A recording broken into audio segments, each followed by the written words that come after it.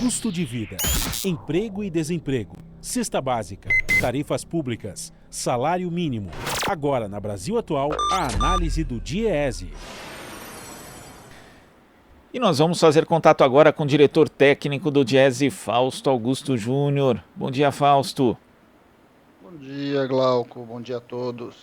Fausto, na semana passada houve início aqui da Conferência Internacional do Trabalho, que foi aberta na quinta-feira, sendo realizada pela primeira vez de forma virtual. E alguns dados informados pela OIT já chamam a atenção, Fausto, para como está hoje a situação do mundo do trabalho no mundo. O informe do início do ano aponta uma diminuição sem precedentes na ocupação ao longo de 2020 e a OIT calcula ainda que a renda do trabalho se reduziu globalmente em 3 bilhões e 700 milhões de dólares, que é um valor equivalente, segundo a entidade, a 4,4% do PIB mundial.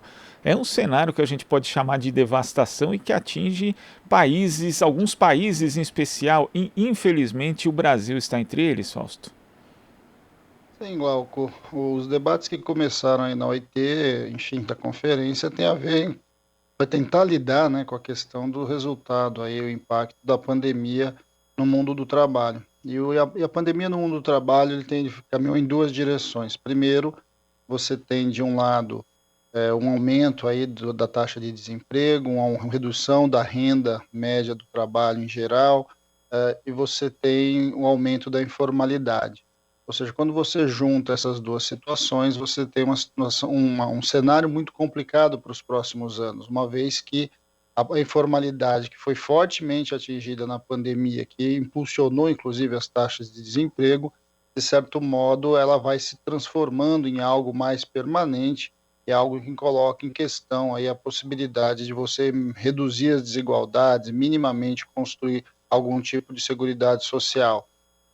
Olhando para o nosso lado aqui do ponto de vista do Brasil, é isso que a gente tem assistido. Você tem uma taxa de desemprego aí acima dos 14%, sempre em ascendência, uma quantidade bastante grande de pessoas que deixaram o mercado de trabalho, e ao mesmo tempo, quer dizer, com o drama ali que viveu o setor de serviço e vive o setor de serviços, em especial o próprio setor informal, a gente tem um aumento aí da pobreza, né? Um aumento da pobreza que está passando aí a casa dos 15 milhões de pessoas, de problemas extremos, já temos mais de 30 milhões na linha da pobreza, quer dizer, quando a gente olha para esse cenário, ele é um cenário bastante complicado que coloca bastantes desafios para nós.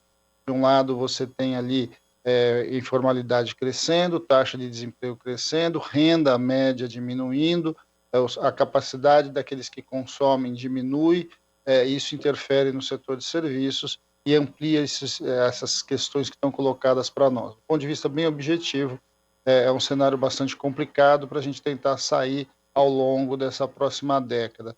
O Brasil ainda tem esse dilema de ter um governo, primeiro, negacionista do ponto de vista da pandemia, que a gente não equaciona a questão da pandemia. De outro, uma proposta claramente neoliberal, que opera muito a partir do mercado, que acredita que só o mercado vai resolver todos os problemas e que vai desconstruindo os direitos sociais e desconstruindo direitos trabalhistas, o que, de certo modo, agrava todo esse cenário e amplia, de um lado, a desigualdade e a extrema pobreza e a pobreza de outro. E o Brasil foi atingido por uma crise econômica que também se traduz numa crise de emprego, crise no mundo do trabalho, justamente no momento em que o trabalhador está mais desprotegido, Fausto, porque nós tivemos um desmonte praticamente de parte da legislação trabalhista nos últimos anos, né? Quando, por exemplo, o Brasil teve a crise, né, foi atingido pela crise global, claro que teve proporções menores do que a atual 2008 e 2009, era um país mais preparado para enfrentar ali essa situação, mas hoje a realidade infelizmente é bem diferente, Fausto. E não só ele era mais preparado, como tinha um governo que tinha uma intenção de minimamente de trabalhar a proteção ao emprego e de trabalhar aí a manutenção do próprio trabalho, da renda do trabalho. O que a gente tem hoje, na verdade, é uma somatória de duas grandes crises. A gente tem uma crise que advém da própria pandemia, de um lado, e de outro você tem ali uma crise do ponto de vista da seguridade do trabalho, vinculado à proposta que está sendo implementada desde 2017. Então, você vai reduzindo direitos trabalhistas, na ideia de que isso vai modificar ou vai aumentar o emprego, vai aumentar a formalização, o que na prática não se confirmou. O que a gente teve foi um aumento do desemprego, um aumento da informalidade. E aí, quando você juntou esses dois fenômenos, né, um fenômeno natural, um fenômeno global e outro, escolhas políticas que o Brasil fez, de certo modo levou a gente ao que a gente está hoje. Um cenário de uma economia bastante frágil, que de certo modo reduziu o seu consumo, reduziu a sua base de consumo. Essa redução da base de consumo atingida pela pandemia no meio aí do setor de serviços principalmente, jogou rapidamente as pessoas numa condição de pobreza extrema e coloca desafios para frente bastante difíceis. A questão, por exemplo, do ingresso tardio, né, dos jovens no mercado de trabalho, as altas taxas de desemprego desse jovem, a dificuldade dele entrar dentro de um mercado mais estruturado, vai comprometendo, inclusive, as possibilidades que a gente tinha de um futuro, né, com mais produtividade, com mais capacidade ali de produção e com mais capacidade de colocar o Brasil num outro patamar de desenvolvimento. Quando a gente olha para tudo isso, a gente vai vendo que a década que passa, né, essa última década, que inclui aí agora com o cenário da pandemia, ela coloca o Brasil numa posição bastante complexa do ponto de vista do que será o seu futuro. Uma vez que nós não enfrentamos as nossas desigualdades, ao contrário, desde 2016 o que a gente vê agora é um processo de ampliação dessas desigualdades e que de alguma forma essa década que entra e começa aí em 2021, ela mostra para a gente um cenário em que o Brasil sai, de partida, ele está num patamar bem inferior do que a gente viu no começo do milênio, ali em 2002, 2003, e que agora a gente vai ter que enfrentar novamente esse desafio. É um desafio que coloca muitas pessoas abaixo da linha da pobreza, uma renda cada vez menor, dificuldade de ampliação de mercado de consumo, o que vai impactando todos os setores. E essa questão dos jovens é bastante preocupante, Fausto, porque segundo o IBGE, cerca de 1/3 deles, né, que tem idade entre 18 e 24 anos, estão desempregados. Então, às vezes, né, a gente fica pensando como é que essas pessoas vão encarar o mercado de trabalho e que tipo de entendimento elas vão ter em relação à questão do emprego e à questão do trabalho. Será que esse tipo de trabalho precarizado que o Brasil cria hoje vai ser algo normalizado, né, para essa nova geração? Que tipo de impacto isso pode ter para o futuro do mercado de trabalho brasileiro, Fausto? Bem, então, Glauco, aí são os dois grandes dilemas quando a gente pensa o futuro do mercado de trabalho brasileiro e o futuro do nosso desenvolvimento.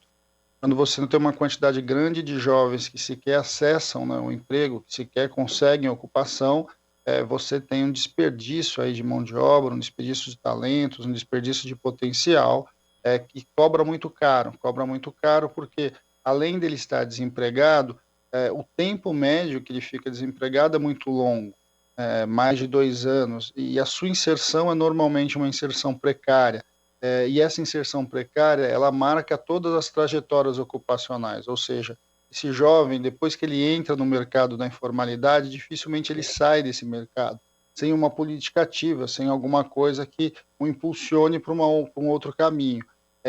Isso, de certo modo, reduz a renda das suas próprias famílias, né? Ou seja, da família que ele vai constituir ali na frente, e vai jogando uma outra geração com todas as dificuldades que a gente já assistiu e já é quase que endógeno, que faz parte da nossa história aqui no Brasil.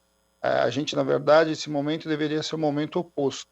Você tinha uma aposta que a formação do jovem, o aumento da escolaridade, a sua capacidade de preparação para o trabalho tinha sido alterada, e aí principalmente com a ampliação das vagas do ensino médio, do ensino superior, de certo modo, a ampliação das vagas de ensino técnico, a quase universalização do ensino médio, eram movimentos que a gente tinha aí no começo do milênio, e que agora tudo, de certo modo, ruiu quando esse jovem foi para dentro do mercado de trabalho. E ao entrar no mercado de trabalho, ele encontra todas essas dificuldades e ele vai perdendo esses espaços, vai perdendo essas possibilidades de um desemprego longo e no mercado muito informal, no mercado muito desestruturado, com baixa produtividade, que o coloca para dentro da realidade econômica de maneira muito, muito, muito insatisfatória para ele e para a sociedade em geral. E impulsiona a gente, joga a gente para frente, bastante difícil.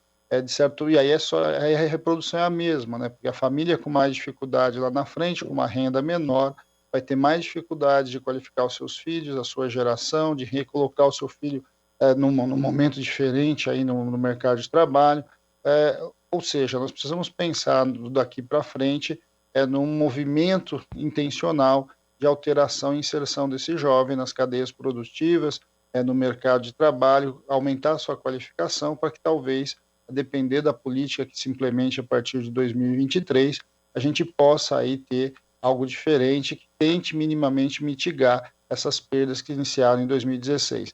Não é uma tarefa simples, mas é uma tarefa essencial para um país que pretende minimamente enfrentar o desenvolvimento. Ou então nós vamos demarcar aí o nosso espaço no mundo e vamos consolidar essa posição aí de economia dependente, de economia subdesenvolvida e de uma alta taxa de desigualdade. Tá certo, Fausto. Muito obrigado pela sua participação aqui no Jornal Brasil Atual. Bom início de semana e até a próxima. Boa semana a todos, Glauco. Até a próxima.